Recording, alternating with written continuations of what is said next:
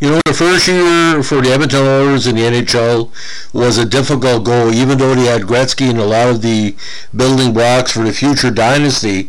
Their goaltending that year, there was a lot of questions regarding the team. Now, the 6 goalies that played for him that year weren't the best in the world, but the people that were there had some talent. Now, Ron Lowe led the team with a 2-1 record. Jim Corsi as well was there, the great prospect that well deserved to make the NHL. Workman like Eddie Meal was there. The veteran Dave Dryden was there as well. The young prospect Bob Dupuis also skated 1 game. But in the pipes there was a RPI graduate that was a talented player, and he played his only 6 games in the NHL that year as, again, a teammate of Wayne Gretzky. Now, Don Cutts is a very interesting cat because he was drafted by the Islanders, 97 overall in 1973, despite the fact that the Islanders had Glenn Resch and Billy Smith as their goaltenders of the future. So basically he was drafted as a possibility if you needed an injury replacement or a number 3. Now, born in Edmonton, Alberta, February 24, 1953. Again, he was also selected 61st overall in the 73 WHA draft by the Houston Aeros. Now, his road to the NHL is quite interesting. We'll go over a little bit. He first came to major prominence with RPI as a freshman in 1971. He played in 8 games with a 2.73 average. Now, in 71-72, he played in 21 contests, and in 1973, he upped himself to 30 games. Now, that year, he had a 4.59 average based on 1,000 saves. Now, in 74, he also played 30 games. That was the 74 campaign. 136 goals against. Now, he had a hard time making the Islanders. He found his way with the Fort Worth Texans of the CHL in 75 for 15 games and the Muskegon Mohawks for 9 games. In 76, this was his busiest season with Muskegon. He skated in 58 games that campaign. 77, he split time between Fort Worth and the Kalamazoo Wings, 35 games. 78 with Fort Worth again, the Texans. 79 with the Texans of the CHL and the Comets of the IHL. Skated in 30 games. Now, 79-80, like I said, he was one of number of players that were trying for the top 2 spots for Edmonton in training camp. He played the majority of the year with Muskegon, 25 games.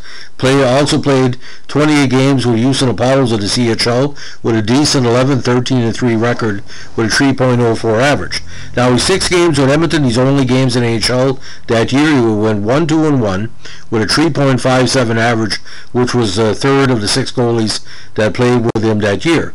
81, he found himself back with Oklahoma City of the CHL, and also played in the SM Liga with Kyrpasi Ladi for 27 games. 82, he's back with Muskegon, where playing in 24 games with a rough 5.34 average. Now, he's won numerous awards in his career. He was the ECAC Rookie of the Year in 72 with RPI. He was an All-Star second team with RPI in 72 and 73. He also made the RPI Invitational All-Tournament second team in 72. Now, he was a CHL Adams Cup winner in 78 for Fort Worth. He won the IHL Norris Trophy in 76 with Muskegon with the lowest team goals against average. He was on the IHL All-Star first team with Muskegon in 76. He won the RPI Invitational All-Tournament second team pick in 73 with RPI. He was the CHL goals against average leader in 78 with Fort Worth with a 2.88. A CHL playoffs goals against leader with Fort Worth in 78 at 2.57. An IHL goals against average leader in 76 with Muskegon with a 2.82 average. IHL shutouts leader in 76 for Muskegon with 5. Now, the big RPI record he holds, he had the most saves in one season. Saw a lot of puck in 74, 1,064. Now, he also played in the IHL regular season champion of Muskegon in 75. He also played on the 78 CHL regular season title winner in Fort Worth, and the RPI Athletics Hall of Fame member, found his way to Edmonton in very unique circumstances. Now, despite his success in the minors, the Islanders did not offer Cutts a contract for 79-80. He eventually signed as free agent with Edmonton on January 12th of that year. Now, again, a big goalie, some people list him as 190. I'm seeing as high as 210. But Cuts could fill the net. Not too often you see a 6'3" goalie. I saw him play, who was more of a combination stand-up and butterfly style. But at the time, Edmonton was seeing a lot of pucks on the back end, because the rough numbers of that season for Edmonton kind of tell the story. In 79-80, the whole team again struggled to make the playoffs. They were 28-39-13, a very solid 17-14-9 record at home, but he had only 11 wins on the road, even with Gretzky. Now, he had 301 goals for, ninth in league, but 322 goals against, which means 4 per game. There were 20 overall.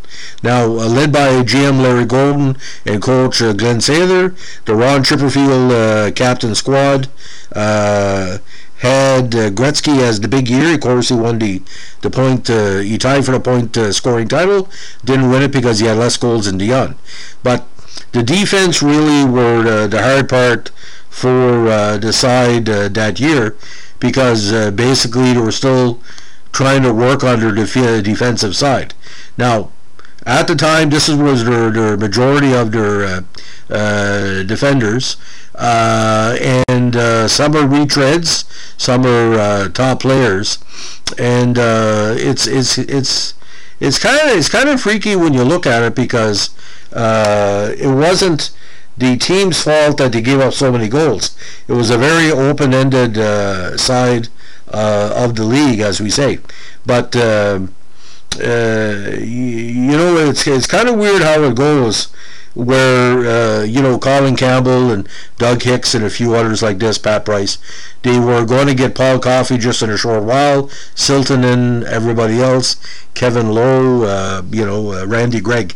So this, like I said, it was just a growing year. But Cuts had talent, but the fact was, with Moog and Fuhr in the Pike, were going to be in the Pike, you had no choice, because Dave Dryden was too old. Ron Lowe was still shell-shocked from his Washington years. They were looking at him more of a coaching or management down the road. And Eddie Mio, God bless him, wasn't big enough to be a regular number one in the NHL, because he was a medium-sized goalie.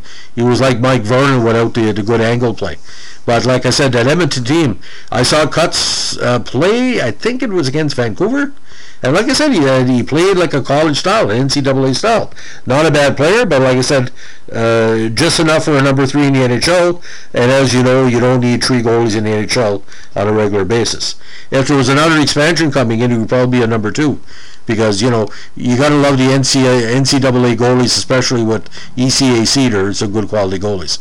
So that's the story of how Don Cuts got to the NHL in the famous 6 goalies of Edmonton that year. There should be a Canadian 30 for 30 on Edmonton's struggle in the net that year.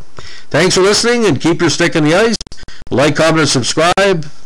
Give us a request. All good. Have a good evening. Bye.